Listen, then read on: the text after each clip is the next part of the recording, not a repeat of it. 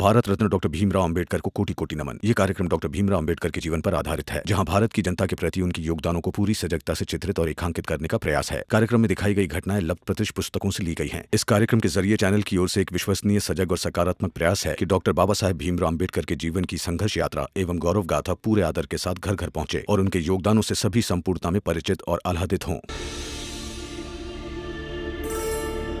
क्या बातें हो रही है तुम तीनों भाइयों में? दीदी, भाई है तो भाइयों वाली ही बातें हो रही होगी।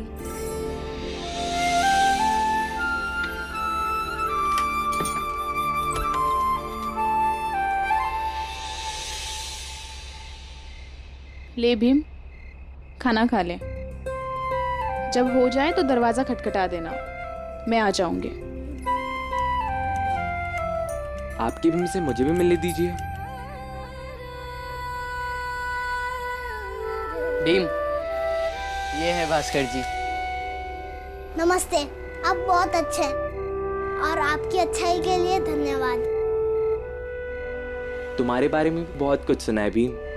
दरअसल ये जो कुछ हुआ है इसके पीछे तुम्हारा ही दिमाग है। जब से तुम्हारे बारे में सुना हो ना, तब से बहुत अच्छा थी कि तुमसे मिलूं, तुमसे खूब सारी बात करूं।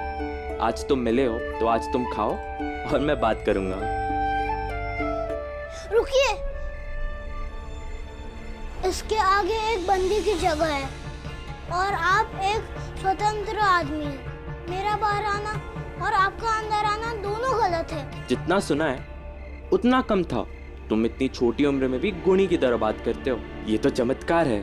नहीं, मुझे जो सोच के उचित लगता है मैं वो ही करता हूँ और सोचना मेरे आई और बाबा ने सिखाया है। आपकी शादी टूटने और आपकी भाभी की मृत्यु के लिए मैं क्षमा प्रार्थी हूँ। आप विश्वास रखिए, हम आपके साथ हैं। आपकी भाभी को न्याय जरूर मिलेगा। मेरे बाबा रिटायर्ड सूबेदार हैं, वो आ जाएंगे तो हम कानून से गुहार लगाएंगे। और शुक्रिया मेरे परिवार की मदद करने के लिए।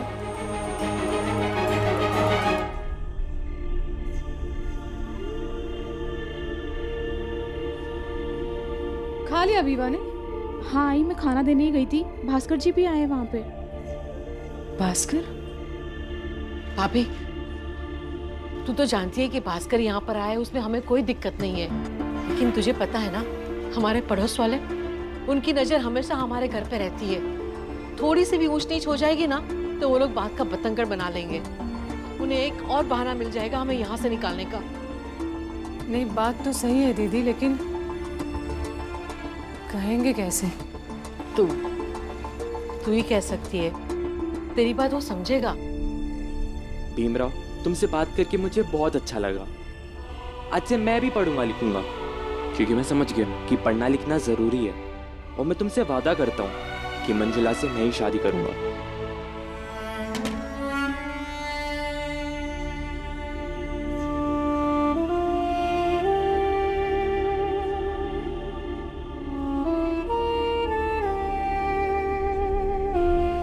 अब मैं चलता हूँ। शुभ रात्रि। भास्कर जी, बुरा मत मानिएगा, आप यहाँ बार बार मत आइएगा, क्योंकि ये आपकी प्रतिष्ठा के लिए अच्छा है और हमारे भी। पहली मुलाकात में ही मैं समझ गया था कि मुझसे ज्यादा दिमाग तुम्हारे पास है। अगर तुमने कुछ कहा है तो सही कहा होगा। कल से नहीं आऊंगा। जी देखिए भास्कर जी, अपना समझ के आपने जो भी मदद की है उसका हमें एहसास है पूरी तरह से। लेकिन हम जो कहने की कोशिश कर रहे हैं उसे समझ लीजिए, बुरा मत मानिए। अरे मैं भीम की बातों से नाराज नहीं हूँ। अगर ज्यादा जरूरत पड़ेगी तभी आऊंगा। अब चलता हूँ।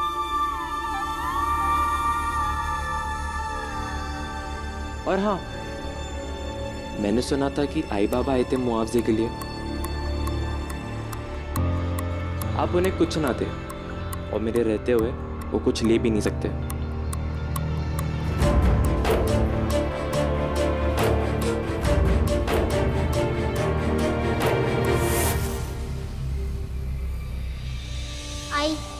आपकी शक्ल देखकर जान गया कि आप भास्कर जी से क्या कहना चाहती हैं।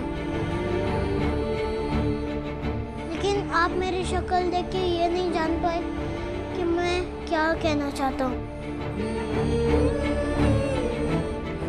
मुझे बाहर निकालो ना।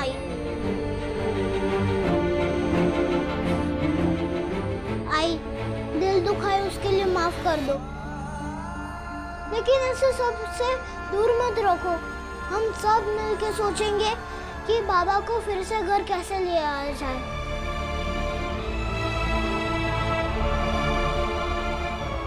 आई जब से गया हूँ तब से सो भी नहीं पाया। गोद में उठा दो ना। आई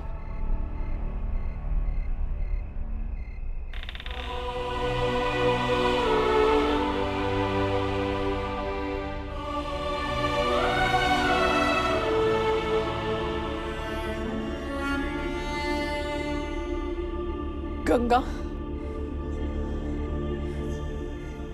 दरवाजा बंद कर ले।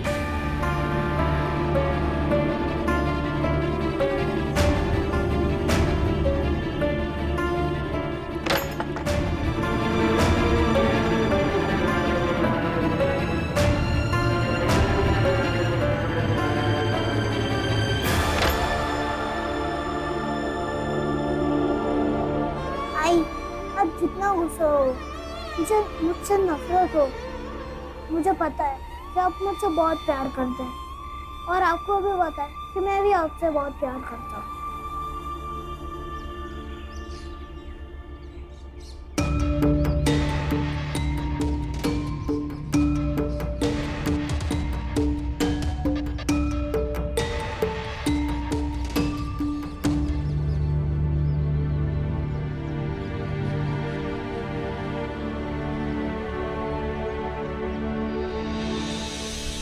भैया, मुझे आपसे कुछ बात करनी है। सुन रहा हूँ। भैया, जब बचपन में आपसे गलतियां होती थी तो आपको आई बाबा से कौन बचाता था? तू। शहर जाके आई बाबा से चुरा के आपके मेला जाने के शौक के लिए पैसे कौन बचाता था? तू बचाता था। नए जूते बनाने के लिए आपका हाथ सही नहीं था, आपसे जूते अच्छे से नहीं बन पाते थे, और वो बाबा से छुपा के वो जूतों को सही कौन करता था? तू करता था। फिर क्यों पूछ रहे? आज सबके बदले मुझे आपकी मदद की जरूरत है। कैसी मदद? आई बाबा को कहना कि मंजुला और उसके परिवार को कुछ बुरा ना करे। मुआवजे के नाम पर वो लालच में पड़ के जो मांग रहे हैं वो आप मना कर दीजिए, वो मान जाएंगे। देख, जब भी तू मुझे बचपन में आई बाबा से बचाता था या अपने हिस्से का पराठा, अपनी थाली का पराठा मैं तुझे देता था, जब भी मैं मेला गया मैं हमेशा तेरे लिए जलेबी ले आया। और जब जब तू मेरा जूता सिलता था ना चुपके, मैं हमेशा तुझे 4 पैसे देता था। तुझे मदद करके मुझे क्या मिलेगा?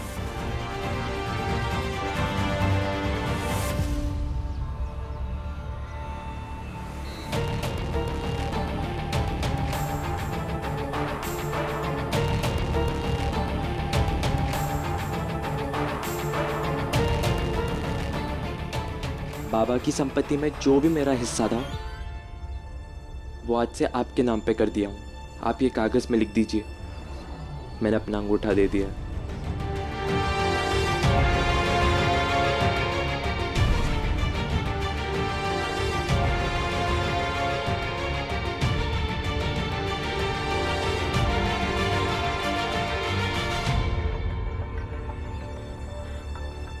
आइए आइए कप्तान साहब, आइए।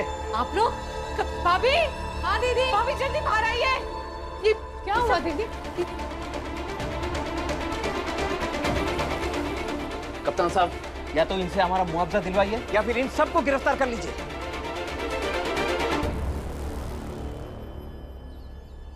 आप लोग लौटकर आ गए?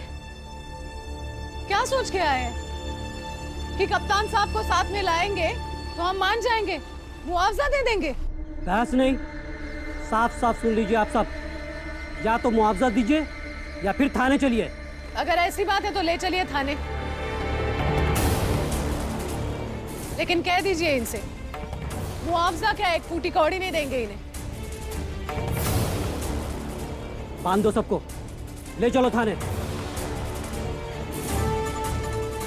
देखिए कप्तान साहब, मेरा भाई घर पर नहीं है, आप इस तरह हम लोगों को नहीं लेकर जा सकते। आपका भाई घर से इसलिए भागा है कि उसने गुनाह किया है। वो आएगा तो उसे भी पकड़ेंगे। फिर जो कहना है अदालत में अपने बैरिस्टर के माध्यम से कहिएगा।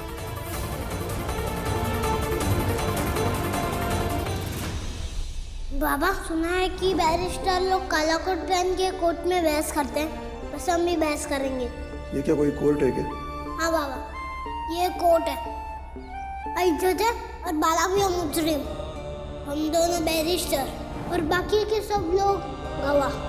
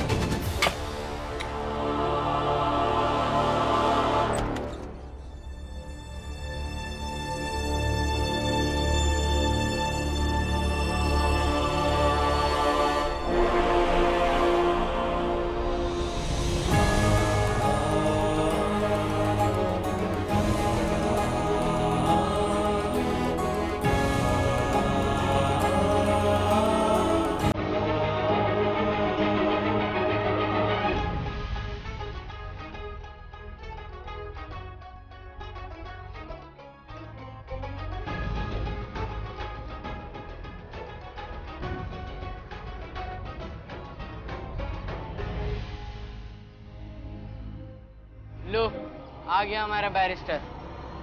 ये क्या नाटक है? जी आप ही ने तो कहा था कि बैरिस्टर के माध्यम से अपनी बात कहिए। लो, आ गया हमारा बैरिस्टर, अब इससे जवाब दीजिए।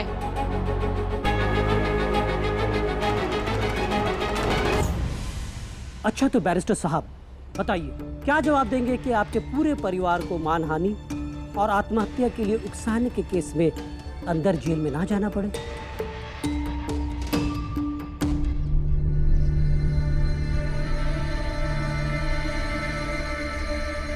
अरे जूते एकदम नए और वर्दी पुरानी, ऐसा क्यों? ये फालतू की बातें बंद करो और काम की बात करो। मैंने तो बस देखा इसलिए बोल दिया। वैसे जूते एकदम नए।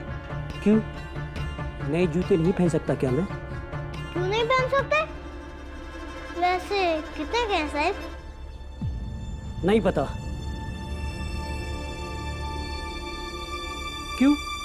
अपने बाबा को भी बोलूंगा कि ऐसे ही जूते ले, उनके जूते फट गए हैं। अरे तेरे बाप की औकात नहीं है ऐसे जूते पहनने की। इतने महंगे, फिर भी कितने के हैं साहब? पता नहीं। आपके जूते और आपको उसका दाम नहीं पता? नहीं, क्योंकि मैंने ये जूते नहीं खरीदे। लेकिन पैसे तो आप नहीं दिए होंगे ना? 7.5 रुपए के हैं जूते। अरे बाप रे, इतने महंगे! इतने महंगे जूते तो मेरे बाबा कभी नहीं खरीद पाएंगे। ये फालतू की बातें बंद करो और काम की बात करो। आपको पता है मेरे बाबा फौज में सूबेदार थे, मगर इतने महंगे जूते वो कभी नहीं खरीद पाए।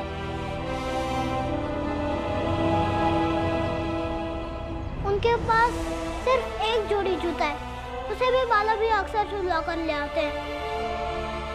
एक दिन तो आई ने बाबा का कोट उतरवाया और तब पहली बार हमने देखा कि बाबा फटी हुई बनियान पहने हुए थे।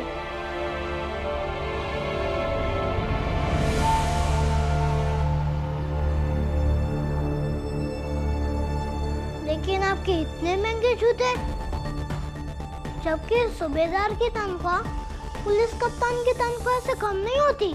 तनख्वाह के अलावा भी संपत्ति और जायदाद होती है। तुम्हारे बाप के पास जायदाद नहीं थी तो वो सस्ते जूते और फटी हुई बनियान पहनता होगा।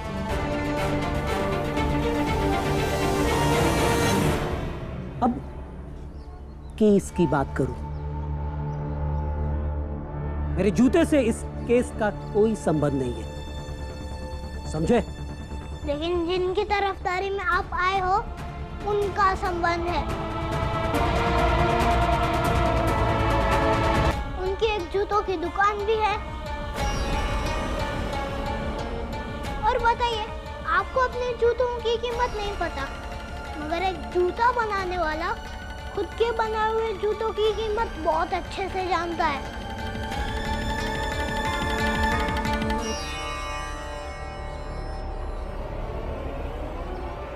अरे दिमाग खराब हो गया क्या तुम लोगों का? डिपार्टमेंट की तरफ से हमें भी सुनने को मिला है कि पुलिस राम जी के घर कई बार गई, लेकिन कर पाई कुछ नहीं।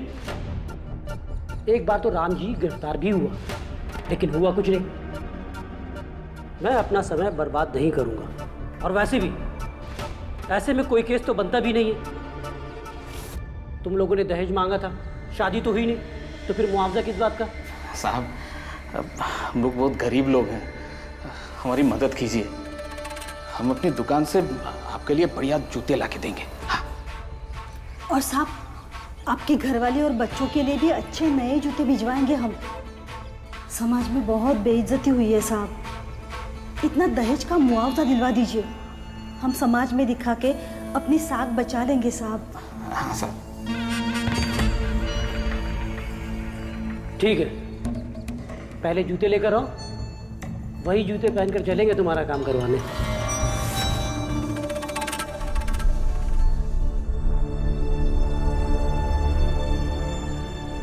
कप्तान साहब, आपको कोई नए जूते पहना दे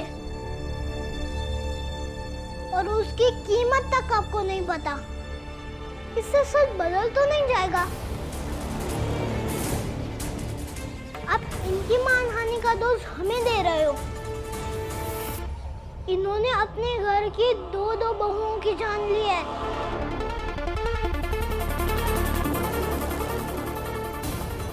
इससे इनकी सामाजिक प्रतिष्ठा कम नहीं हुई,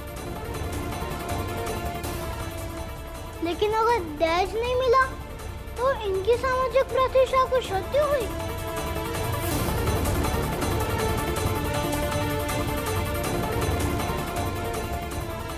और उस मानहानि के मुआवजे के लिए आप यहाँ आ गए, पहले जांच तो कीजिए।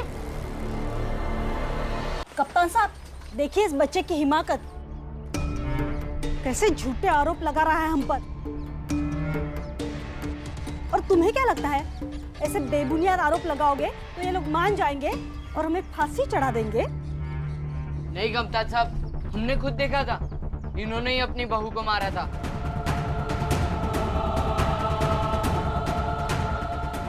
साहब, ये लोग सरासर झूठ बोल रहे हैं।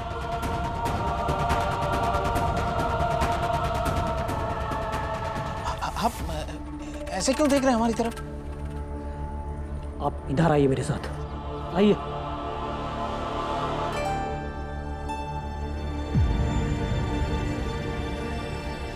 ऐसा है, मुआवजा वगैरह छोड़िए आप लोग और घर चाहिए आप लोग, नहीं तो फंस जाएंगे। ऐसे कैसे फंस जाएंगे? आप साबित कीजिए ना, वो लोग झूठ बोल रहे हैं। ज्यादा लालच मत करिए आप लोग। जो कुछ भी साबित करना था ना, वो छोटा सा बच्चा पहले ही सब कुछ कर चुका है।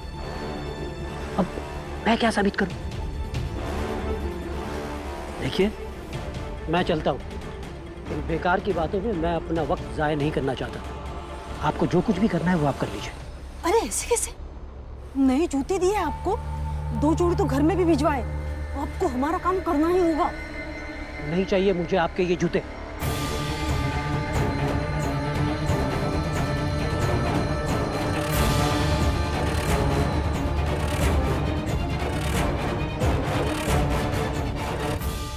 ये लीजिए अपने जूते, और 2 जोड़ी जो घर पे पड़े हैं ना, वो भी भिजवा दूंगा।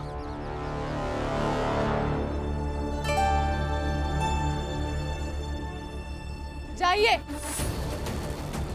जाइए, आप भी चले जाइए।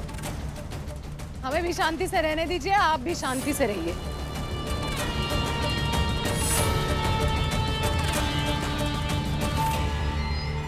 ये दुश्मनी महंगी पड़ेगी, बहुत महंगी पड़ेगी।